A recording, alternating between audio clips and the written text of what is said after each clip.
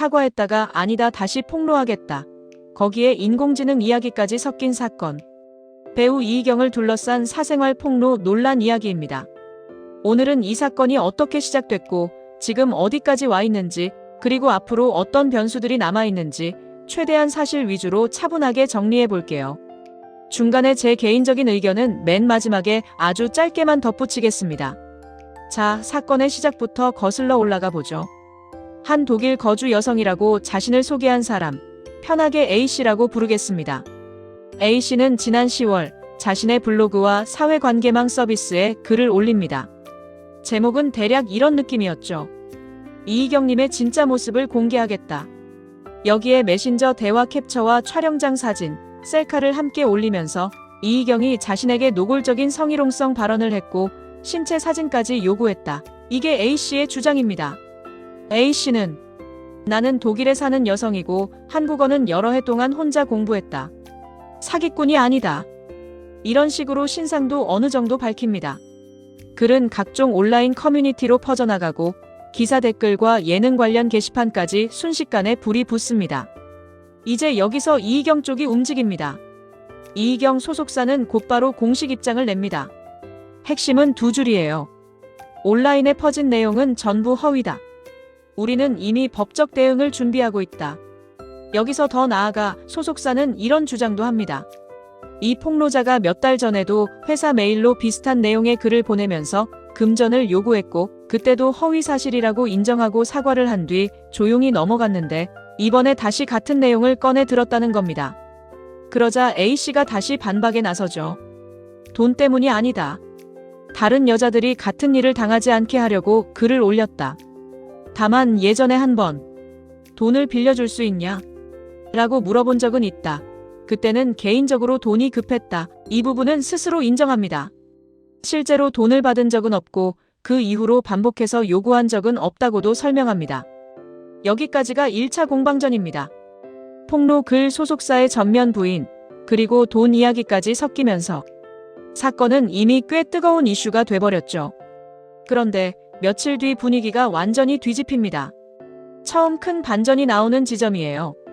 A씨가 스스로 장난이었다고 인정하면서 자신이 올린 글과 사진이 인공지능으로 조작된 것이었다고 허위 사실을 인정하고 사과문을 올린 겁니다.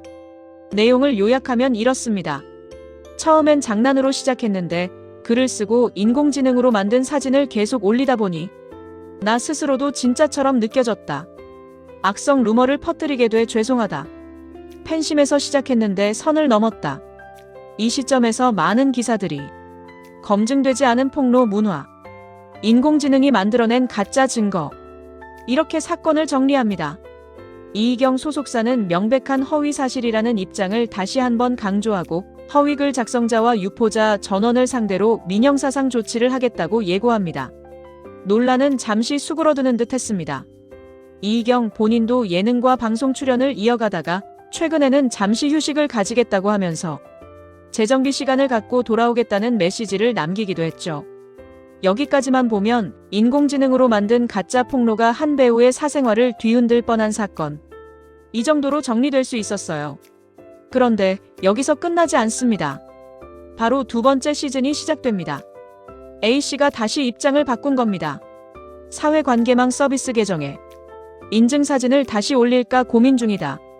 인공지능 조작이라는 해명은 거짓이었다. 고소당한 적도 없다.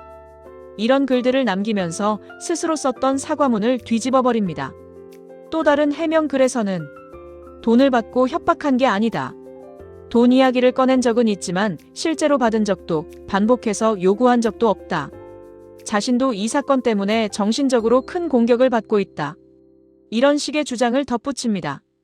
이쯤 되면 시청자 입장에서는 헷갈릴 수밖에 없습니다. 가짜라고 했다가 다시 진짜라고 하고 장난이라고 했다가 다시 피해를 호소하는 상황이니까요. 그리고 이 영상이 올라가는 기준 시점, 가장 최근에는 또 한 번의 긴 입장문이 공개됩니다.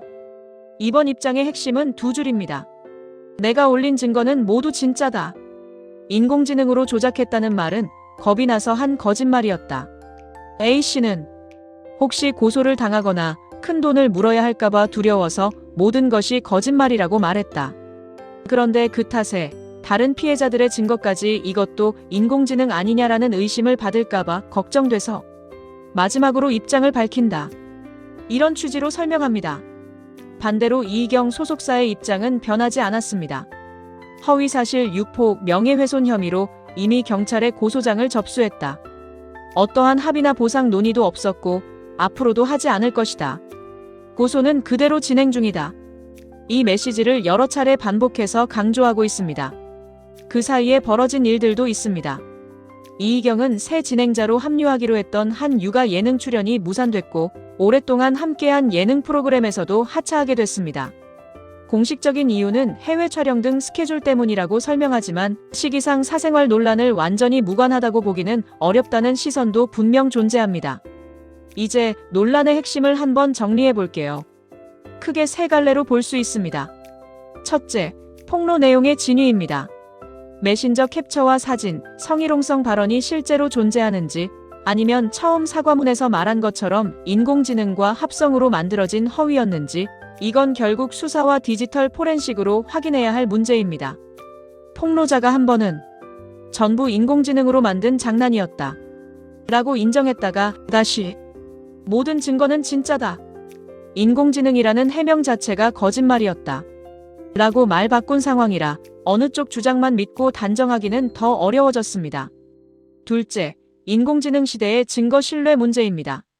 이 사건이 처음 정리될 때는 인공지능으로 만든 가짜 증거가 한 사람의 커리어를 무너뜨릴 뻔했다 는 상징적인 사례로 다뤄졌습니다.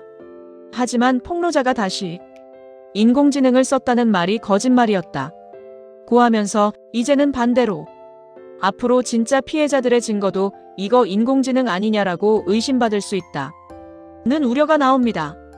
결국 우리는 온라인에 떠도는 캡처와 사진만으로는 아무것도 확정할 수 없다는 걸 다시 확인하게 됩니다. 문자 기록과 기기 포렌식, 플랫폼 서버 로그까지 굉장히 촘촘한 검증 과정을 거치지 않으면 그 어떤 쪽의 말도 사실이다, 거짓이다라고 단언하기 어려운 시대가 된 거죠. 셋째, 폭로 문화와 실시간 여론 재판의 문제입니다.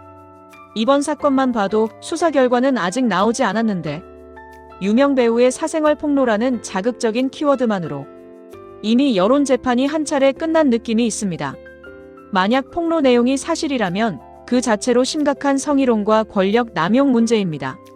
반대로 허위라면 한 사람의 명예와 경력이 걷잡을 수 없이 훼손된 셈이죠. 이제 앞으로의 전망을 짧게 짚어보겠습니다. 법적인 부분부터 보면 폭로 글 내용이 허위로 입증되고 비방 목적이 인정될 경우 정보통신망 이용 촉진 및 정보보호 관련 법에 따른 명예훼손 혐의로 벌금 수백만 원에서 경우에 따라 징역형까지 가능하다는 법조계 분석이 이미 나와 있습니다. 반대로 폭로 내용 가운데 일부라도 사실이라는 점이 확인된다면 이제 논점은 완전히 뒤집힙니다. 그때는 연예인의 사적인 메신저를 통한 성적 괴롭힘, 지위를 이용한 부적절한 관계, 통신수단을 이용한 음란 행위 같은 문제들이 다시 핵심 쟁점으로 떠오를 수 있습니다. 이희경 개인의 커리어만 놓고 보면 단기간에 이미 예능 하차와 프로그램 편성 변화가 이어지고 있기 때문에 당분간은 예능과 광고에서 한 발 물러나 영화나 드라마 위주로 조심스럽게 활동을 이어가거나 아예 쉬면서 시간을 두고 이미지를 회복하는 쪽으로 갈 가능성이 커 보입니다. 엔터업계 전체로 시야를 넓혀보면 이번 사건은 인공지능 합성물을 이용한 허위 폭로, 검증되지 않은 캡처의 무분별한 유포, 포털과 플랫폼의 관리 책임 같은 이슈를 본격적으로 꺼내는 계기가 될 수 있습니다. 이제 마지막으로 제 개인적인 한 줄 의견을 붙여보겠습니다. 이 사건은 누가 거짓말을 했느냐보다도 우리가 얼마나 쉽게 한쪽 이야기만 믿고 흥분했는지를 보여주는 사례에 가깝다고 생각합니다. 지금 단계에서 확실한 건 딱 하나입니다.